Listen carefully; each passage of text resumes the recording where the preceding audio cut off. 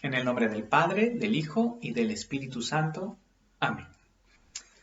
Vamos a hacer lectura en el Evangelio de San Lucas, capítulo 15, versículo 11. También dijo, un hombre tenía 2 hijos, y el menor de ellos dijo a su padre, Padre, dame la parte de los bienes que me corresponde, y les repartió los bienes. No muchos días después, juntándolo todo, el hijo menor, se fue lejos a una provincia apartada y allí desperdició sus bienes viviendo perdidamente.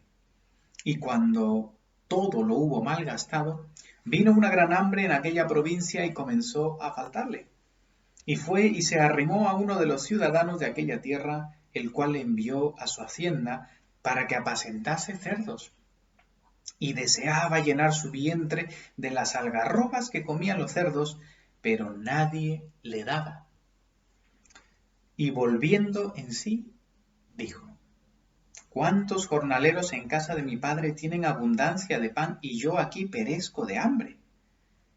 Me levantaré e iré a mi padre y le diré, Padre, he pecado contra el cielo y contra ti.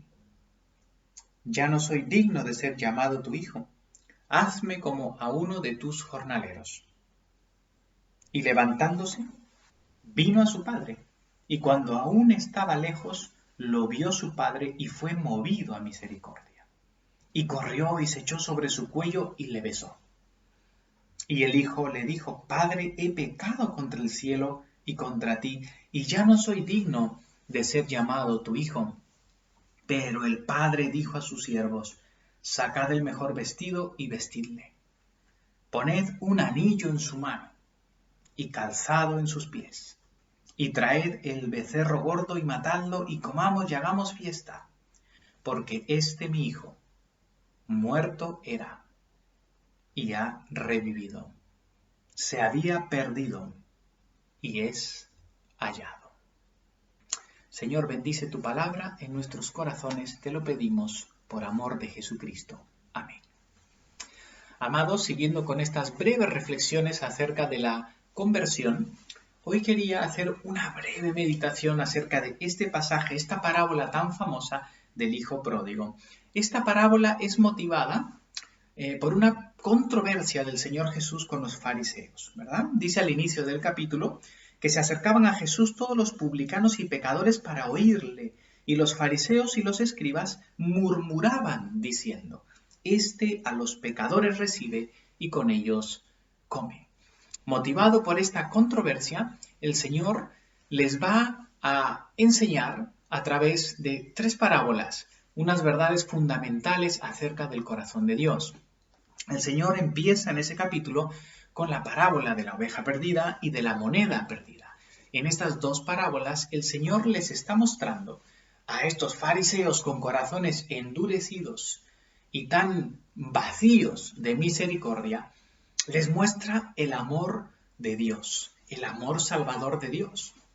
Y cómo es que Dios, como el buen pastor, va y busca a la oveja que está perdida, y en el cielo hay gozo, mucho más gozo por un pecador que se arrepiente que por 99 justos. Igual la otra mujer que busca la moneda perdida por todo lugar, y cuando la encuentra se goza, y los que la rodean se gozan con ella por haber encontrado la moneda perdida.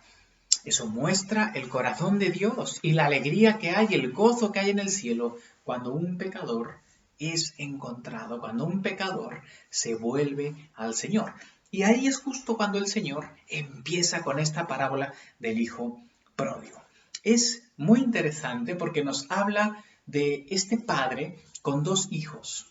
Un hijo que le pide al padre, dame la herencia, dale lo que me toca. Esto es un insulto gravísimo, y más en el pensamiento judío, porque la herencia solamente se entregaba después de la muerte. En otras palabras, el padre lo que el hijo le está diciendo al padre es, muérete ya y dame el dinero que me corresponde.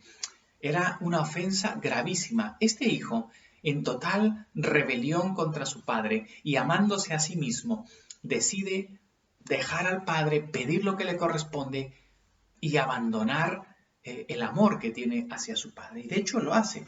El padre le entrega los bienes y este hijo, mal hijo, como ya todos sabemos, desperdicia todos sus bienes en una vida perdida, en una vida licenciosa, y se aleja de la casa del Padre, se aleja del seno del Padre, de la familia, y se envuelve, se enrolla en la podredumbre del mundo, y todo lo que tiene lo desperdicia totalmente. Pero luego viene una gran hambre después de haber malgastado todo. Y en esa gran hambre, él va y se arrima a uno de los que está en medio de ese mundo lejos de casa. Y allí va a cuidar cerdos, una de las tareas más bajas que podía existir. Y en medio del pensamiento judío, teniendo a los cerdos como animales inmundos, esto era una tarea especialmente inmunda y baja. Es decir, este joven ha caído en lo más bajo que se puede caer, ha tocado fondo, como nosotros podríamos decir. Y tan fondo, tan bajo ha caído, tanto fondo ha tocado, que incluso revolcándose con los cerdos, él ni siquiera puede comer de lo que comen los cerdos. Y está allí padeciendo de hambre, está padeciendo las consecuencias de aquella locura, de aquel pecado de alejarse de su padre, de rebelarse contra su padre y alejarse de la casa de su padre. Él está pagando esas consecuencias, está viviendo esas consecuencias. Pero luego viene un momento clave en la vida de este joven que está ya en lo más bajo que podría estar. En el versículo 17, después de él reconocer y darse cuenta que no puede ni siquiera comer lo que comen los cerdos, dice, y volviendo en sí. Qué importante es esta expresión que utiliza aquí el Evangelio. Y volviendo en sí, dijo, ¿cuántos jornaleros de la casa de mi padre tienen abundancia de pan y yo aquí perezco hambre? Esta expresión de volver en sí es el corazón y la raíz de la conversión. La palabra arrepentimiento en las Escrituras en griego es metanoia, y esa palabra metanoia significa meta, que es cambio, y noia, que viene de nous, que es mente. Metanoia es un cambio de mente, es un cambio de cosmovisión, es cuando cambia la forma en la que vemos la vida y se alinea con la forma en la que Dios ve las cosas. Y eso es lo que este joven está experimentando en este momento. Él está volviendo en sí y él está empezando a ver las cosas como Dios las ve y ya no como él en su pecado y en su rebeldía las veía. Esta es la base luego de lo que es la confesión. Para confesar, yo tengo que arrepentirme, tiene que cambiar mi mente, porque confesar es una palabra griega que es homologeo. Homo es igual, logeo viene de logos, de hablar. Es decir, hablar lo mismo. Confesar significa decir lo mismo, estar de acuerdo. ¿Con quién? Con Dios, cuando confieso mi pecado. Pero para que yo pueda decir lo mismo que Dios dice, primero yo tengo que tener en mi mente lo mismo que Dios. Tengo que pensar igual que Dios. Entonces, todo esto está íntimamente unido en el pensamiento de Dios. Este joven volvió en sí. Volvió en sí a través de las dificultades que estuvo pasando. Dios lo tuvo que llevar hasta lo más bajo para que este joven vuelva en sí. Pero no solamente volvió en sí en su cabeza, sino que también nos dice que habiendo vuelto en sí, él piensa, Padre, he pecado, ¿no? Él dice, me levantaré, iré a mi padre, y ella está planificando lo que va a decirle al padre. He pecado contra el cielo, contra ti, ya no soy digno de ser llamado a tu hijo. Hazme como uno de tus jornaleros. Él está de acuerdo con la mentalidad de su padre. Y él claramente identifica que ya no es digno. Ya no es digno. Él ya no puede ser llamado su hijo, él tiene que ser solamente un jornalero. Y el versículo 20 nos dice algo muy importante. Dice, y levantándose, vino a su padre. Fijaos, este joven no se quedó solamente con la metanoia en su cabeza, ¿no? con ese cambio de mente, sino que la metanoia verdadera, el arrepentimiento verdadero, arrepentimiento y conversión son inseparables. Ese cambio de mente le lleva a un movimiento. La metanoia es un movimiento en la mente, pero que está íntimamente unido a un movimiento en la vida. Por eso es que no solamente ocurrió en la cabecita de este joven, sino se levantó. Me levantaré e iré. Y luego dice, y levantándose vino a su padre. Por eso la palabra conversión en las Escrituras, en griego, es epistrefo, que significa literalmente darse la vuelta, voltearse. Entonces la metanoia es el cambio de mente, la conversión está totalmente unida a la conversión, que es el giro del cuerpo hacia Dios, un cambio de dirección en la vida. Y eso es la conversión. La conversión verdadera no solamente es sentir en mi cabeza unas ideas, cambiar nada más de opiniones. Eso es lo que ocurre cuando alguien cambia simplemente de teorías en su mente, de una teoría política a otra, de una filosofía humana a otra, pero la conversión es un movimiento del ser. Es un movimiento que inicia en la mente, pero termina en la vida. O continúa, se hace efectivo en la vida. Entonces, levantándose, vino a su padre y, ojo, cuando aún estaba lejos, lo vio el padre y fue movido a misericordia. Y corrió y se echó en su cuello. Corrió el padre. No corrió el hijo rebelde. El hijo apenas se había dado la vuelta. Empezó a caminar hacia el padre. Y apenas el padre le vio a lo lejos, es el padre el que corre. Es el padre el que se echa sobre su cuello y lo besa. Esta es la misericordia de ese Padre que, por supuesto, nos está mostrando el amor de Dios. El amor de Dios. El Hijo le dice, Padre, he pecado contra el cielo y contra ti. El Hijo empieza a dar el discurso que él había planificado en su metanoia, no en su cambio de mente, él había pensado ya unas palabras. El Padre no le deja ni terminar lo que él había preparado. Con el amor tan grande que tiene el Padre, le ha abrazado, le ha besado y no le ha dejado ni terminar. Y el Padre de inmediato manda a sus siervos, sacad el mejor vestido y vestirle y poner un anillo en su mano y calzado en sus pies. Lo está rápidamente trayendo como su Hijo amado, poniéndole el mejor vestido, el mejor vestido. Ese anillo que le identifica como miembro de esa familia y ese calzado en sus pies. ¡Qué misericordia de este Padre! ¡Qué amor de este Padre! Y dice, traed el becerro gordo y matadlo, comamos, hagamos fiesta, porque mi hijo muerto era.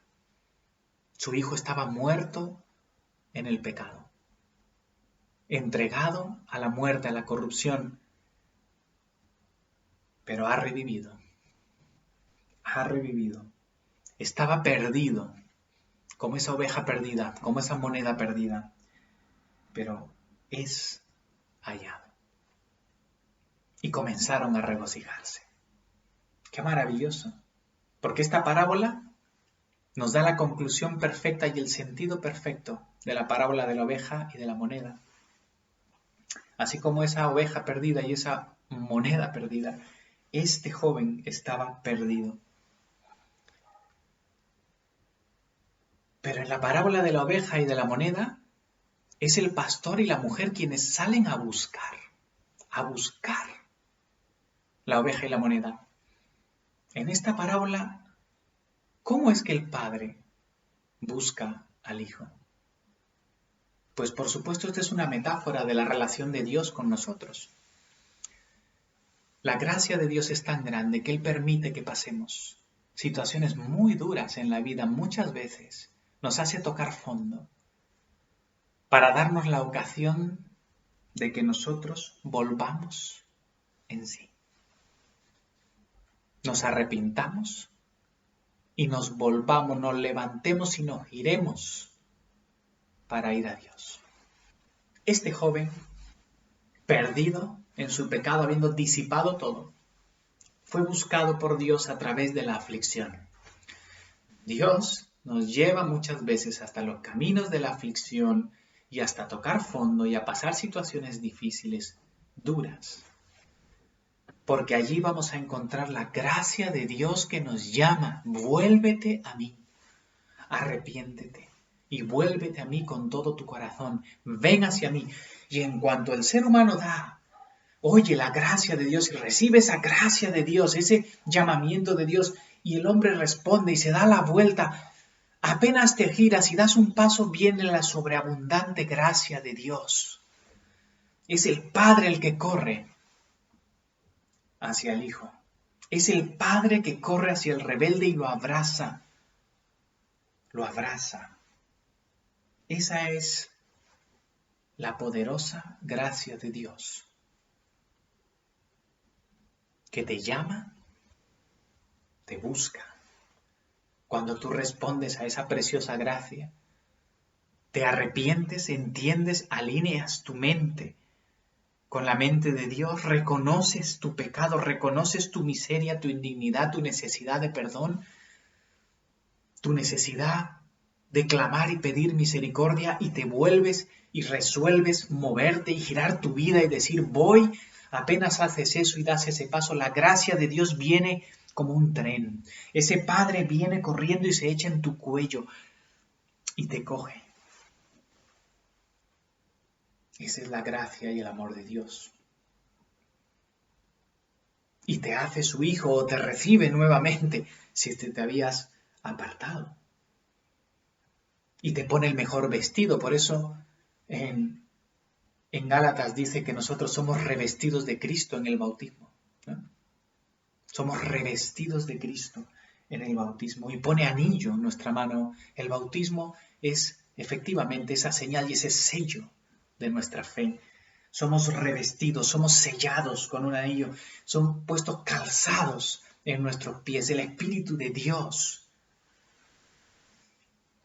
Y luego trae del becerro gordo. El Señor nos lleva a su mesa, nos lleva a su comunión, nos lleva a tomar de su cena. Y en el cielo, gozo. Porque ese hijo estaba muerto, pero ahora ha revivido. Estaba perdido y ha sido encontrado. Examina tu corazón. Probablemente Dios te esté llevando a situaciones duras, difíciles. Es su gracia. Es su gracia. Te está buscando. El Señor utiliza muchas formas de buscarnos y llamarnos. Una de ellas es el sufrimiento, el miedo, el dolor. Es el amor de Dios que te está llamando para que tú te vuelvas a Él, no solo en tu mente. Tienes que volverte con todo tu corazón y darte la vuelta hacia Él. Que Dios te bendiga, y a todos los que estamos en este camino de seguir a Cristo, que estemos siempre volviéndonos a Él, invocando su nombre para ser salvos. Que la gracia y la paz del Señor Jesucristo esté con todos vosotros, ahora y por siempre. Amén.